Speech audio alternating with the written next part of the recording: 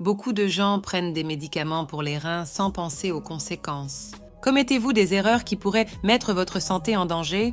Découvrez dès maintenant comment éviter les pièges les plus dangereux. Laissez votre like et abonnez-vous à notre chaîne. Chaque like et inscription nous aide à vous apporter plus de contenu de qualité sur la santé. Les reins jouent un rôle crucial dans le maintien de la santé générale du corps, agissant comme des filtres essentiels du sang. Chaque jour, ces organes traitent environ 200 litres de sang, éliminant les déchets et les excès de substances, en plus d'équilibrer les électrolytes. L'efficacité rénale est vitale pour éviter l'accumulation de toxines dans le corps, ce qui peut entraîner des conditions de santé graves. De plus, les reins régulent la pression artérielle et sont essentiels à la production d'hormones qui assurent la santé osseuse et la production adéquate de globules rouges. Lorsque les reins ne fonctionnent pas correctement, l'impact est ressenti dans divers systèmes de l'organisme, soulignant l'importance de leur préservation et d'un traitement approprié.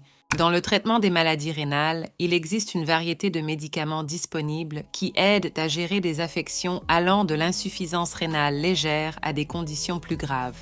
Les diurétiques, les inhibiteurs de l'ECA, les bloqueurs des récepteurs de l'angiotensine et les bêta-bloquants sont couramment prescrits pour aider à contrôler la pression artérielle et réduire le stress sur les reins.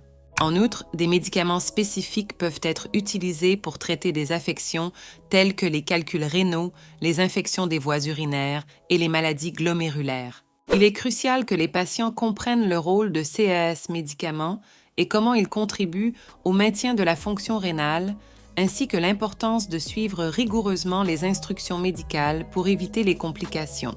Erreur 1. L'automédication, en particulier avec des diurétiques et d'autres médicaments rénaux, présente des risques significatifs pour la santé. Les diurétiques, couramment utilisés pour contrôler l'hypertension et réduire l'œdème, peuvent entraîner des déséquilibres électrolytiques graves s'ils ne sont pas administrés sous supervision médicale. De tels déséquilibres peuvent entraîner des conditions dangereuses comme l'hypokaliémie, faible taux de potassium dans le sang, ou l'hyponatrémie, faible taux de sodium dans le sang, qui peuvent compromettre la fonction cardiaque et même entraîner des complications fatales. De plus, une mauvaise utilisation des médicaments rénaux peut exacerber la fonction rénale existante, accélérant potentiellement la progression vers l'insuffisance rénale. D'autres complications de l'automédication incluent des interactions négatives avec des médicaments prescrits, ce qui peut annuler l'efficacité des traitements vitaux ou précipiter des effets secondaires indésirables. Par exemple, certains anti-inflammatoires non stéroïdiens AANS, lorsqu'ils sont pris en combinaison avec des diurétiques, peuvent diminuer l'efficacité rénale de ces derniers et augmenter le risque d'insuffisance rénale aiguë. De plus, les patients qui choisissent de traiter leurs symptômes sans une évaluation médicale adéquate peuvent négliger des signes de conditions plus graves. Ce retard dans le traitement approprié peut entraîner un pronostic aggravé, démontrant l'importance d'éviter l'automédication et de consulter un médecin pour tout symptôme lié à la santé rénale. Erreur 2.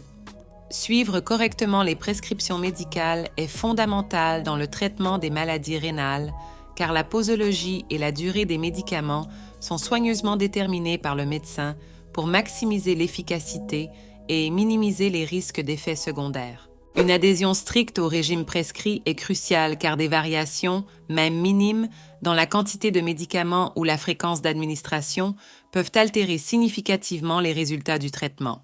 Par exemple, des doses insuffisantes peuvent ne pas être suffisamment efficaces pour contrôler la condition, tandis que des doses excessives peuvent provoquer une toxicité ou accélérer la progression des dommages rénaux. En outre, certains médicaments nécessitent une période de traitement spécifique pour garantir l'élimination complète d'une infection ou la stabilisation d'une condition chronique. Modifier le régime médicamenteux sans la supervision d'un médecin peut entraîner des conséquences graves et parfois irréversibles. Par exemple, arrêter prématurément l'utilisation d'un médicament peut entraîner une récidive de la maladie ou le développement d'une résistance aux médicaments, compliquant les futurs traitements.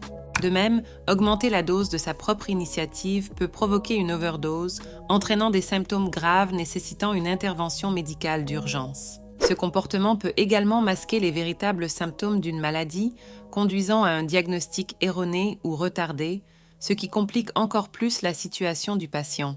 Par conséquent, il est essentiel que les patients maintiennent une communication ouverte avec leur médecin et suivent rigoureusement les instructions reçues pour éviter de tels risques. Erreur 3. L'un des pièges les plus dangereux dans le traitement des maladies rénales est de ne pas tenir compte des interactions médicamenteuses. Les médicaments pour les reins, comme les inhibiteurs de l'ECA et les bloqueurs des récepteurs de l'angiotensine, peuvent voir leur efficacité réduite ou même augmenter les effets indésirables lorsqu'ils sont utilisés en conjonction avec d'autres médicaments. Par exemple, lorsqu'ils sont combinés avec des anti-inflammatoires non stéroïdiens, AIS, ces médicaments peuvent non seulement diminuer leur efficacité à réduire la pression artérielle, mais aussi augmenter le risque de dommages rénaux. De même, l'utilisation de diurétiques avec du lithium, souvent utilisé pour traiter les troubles bipolaires, peut entraîner des niveaux toxiques de lithium dans le sang en raison de la diminution de l'excrétion rénale de ceux derniers, entraînant une toxicité. Pour éviter ces interactions dangereuses, il est essentiel que les patients informent tous les professionnels de santé impliqués de tous les médicaments et suppléments qu'ils prennent, qu'ils soient prescrits ou en vente libre.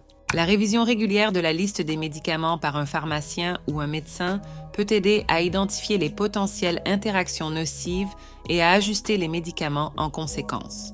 De plus, la lecture attentive des informations sur le médicament, y compris les avertissements concernant les interactions médicamenteuses, est une pratique recommandée. Les médecins et les pharmaciens peuvent offrir des conseils précieux sur la manière d'espacer les doses de médicaments susceptibles d'interagir ou sur la nécessité de surveiller de plus près certains paramètres de santé. Erreur 4. Les médicaments utilisés pour traiter les problèmes rénaux peuvent avoir une variété d'effets secondaires allant de légers à potentiellement graves.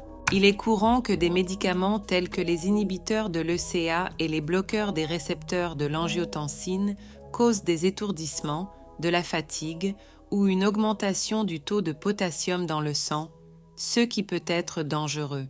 Les diurétiques, quant à eux, entraînent fréquemment des déséquilibres électrolytiques et des modifications de la miction.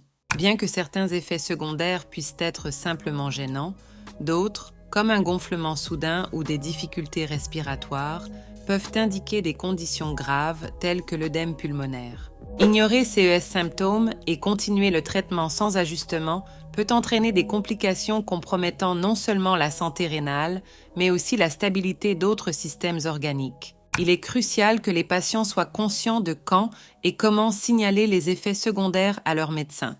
Les symptômes qui apparaissent ou changent d'intensité après le début d'un nouveau traitement doivent être immédiatement communiqués aux professionnels responsables.